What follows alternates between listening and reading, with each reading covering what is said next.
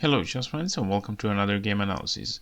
In this video we will analyze game from the Sparkassen chess meeting in Dortmund, and this is the game between two grandmasters, Grandmaster Dominguez and Grandmaster Radjabov. They play one good game, so let's see what happened there. Dominguez opens the game with the move e4, Radjabov play e5, and after knight to f3, knight to c6, bishop to b5, so this is the real pace.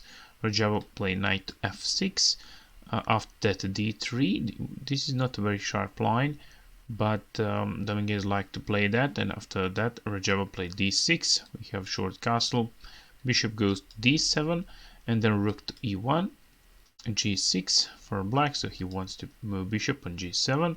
And then white played d4, not so typical move because he already played d3 and right now he wants to play d4, but that is the main line. So bishop to g7 was played and then d5. So he spent 3 moves to play just with the 1 pawn. So let's see, knight goes to e7, offer bishops for trade, so bishop capture, knight capture, and right now it is clear what will happen in the rest of the game because black already create this pawn chain. So this is the direction, and black will continue his attack by playing f5 and concentrate his forces on the king side.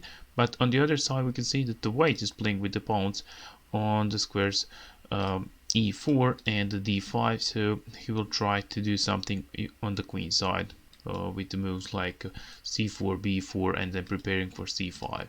So white developed bishop on the square e3. After that we have h6, and then a knight from f goes to d2. After that black play f5, so he tried to play move f4, and that will lock the bishop here. So f3 was played, and knight goes to f6, increase the pressure on e4, and white plays c4 move. After that black support the pawn c6, also wants to make the pressure on d5. So knight to c3. After that black makes the castle and queen goes to b3, attacks on b7. So c capture d5. After that c captures d5, and we can see that c file is now completely open. So it is black to move here, and he played the rook f7.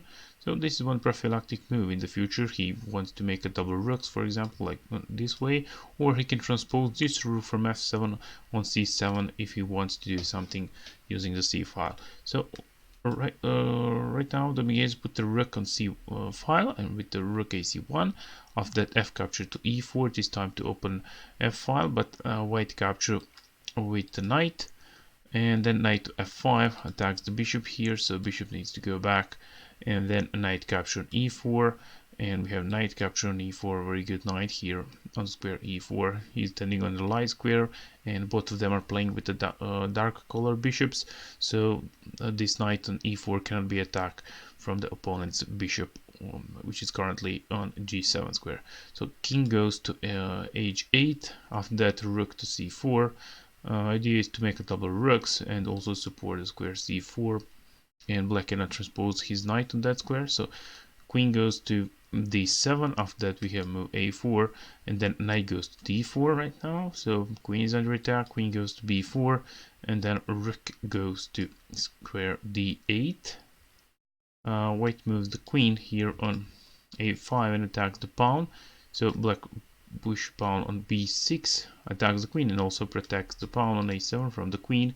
So queen needs to go back, and after that the black moves the king back to the square g8, and white captured the knight on d4, so pawn recapture, and then rook goes to c6, and as we can see it is a really big pressure on the pawn on d6. So white is attacking that pawn 3 times from the 3 pieces, and black is protecting that pawn just 2 times from the queen and from the rook. So here he needs to give more support and play bishop to e5. Now d6 pawn is completely safe, and white decided to transpose his knight. Knight f2 was played, and then after queen to f5, rook goes to e4, and then queen goes to g5. Now as we can see, black queen and the white kings are standing on the same file, so black tried to capture the pawn on f3 because white cannot recapture, that will open the check. So here it is white to move, and he could try to move his king on h1 or f1, but after that black will make a double rooks and knight goes to g4. This is one decent position for white, but he chose a bit aggressive line. He played h4 that will attack the queen and also destroy the pawn structure in front of the white king. The queen goes to g3. After that, rook goes to g4, wants to kick out the queen, but the queen only can be moved on square h2. It is also check. So king goes to f1, and black cannot give another check on h1 because knight controls that square. So he moves the king on h7, also protect the pawn from g6, and then queen goes to c4. Idea is to put the rook to square c7. So h5 was played. After that, rook goes to c7, and then rook from d8 to d7. Black still wants to take control over 7th rank. Rook capture on d7, another rook capture on d7, and then rook needs to be moved from square g4 to e4.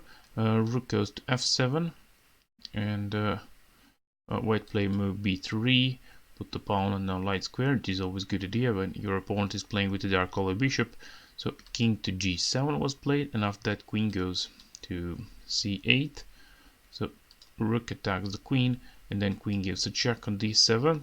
So it is check to black king, and he can choose between the moves. King goes somewhere like g8, h8, or h6. He could also move his king on f7, but then white still can continue giving checks. So he played rook to f7, blocks the check, queen goes back, and then they decided to repeat the move by playing the rook to f8 and queen to d7 in this position. So queen to c7, sorry, he played first this way, and after rook to f7, queen goes c8, but that's the same thing. So they just continue with repeating the moves, and the draw was agreed at this moment. So they play 42 moves and finish the game with the move repetition. And yeah, that was a quite good game, but I think that white slightly better was playing this middle game, but he didn't find a good way how to realize that advantage. So the game was finished with a draw. That was the game from the round 4 of the Sparkassen chess meeting in Dortmund, and this is the game between grandmasters Dominguez Perez and Radjabov. I hope that this game analysis was instructive for you. If that is true, please let me know that in the comment section. And thank you for watching this video, and see you in the next game analysis. Bye bye.